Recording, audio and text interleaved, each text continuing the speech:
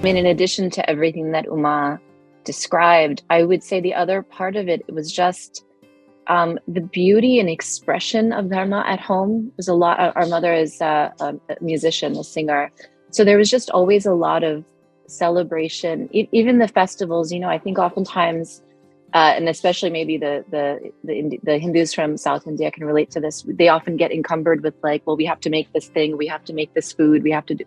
But actually, there was so much musicality and lyricism and joy in that celebration. So, while I agree, like this idea of principles and having a sort of sense of purpose that's larger than ourselves was what was sort of encoded also in things that are really beautiful in their expression. And I think that's why they carry, because it wasn't this sort of like moral certitude.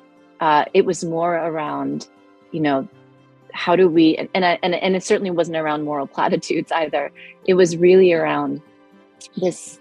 I mean, I'm a musician, so for me, the musicality of it, Uma is an artist, so I'm sure it emerges through her art. The ways in which it was encoded in everyday living and wasn't like about sitting down and giving us lectures about morality, but was really about how do we live this in a way that's really vibrant and appealing, I think is what has sustained it in my life.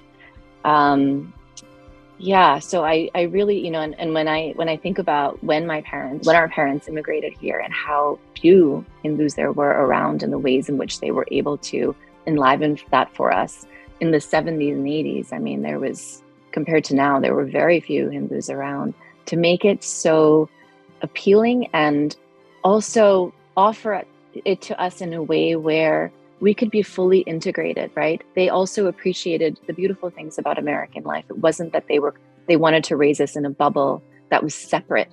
So it's not like we had to be two separate people outside of the home and inside of the home. It was an offering that could be taken up in a way that was integrated. And I think that's played out beautifully in our lives. So I wanted to add that as well.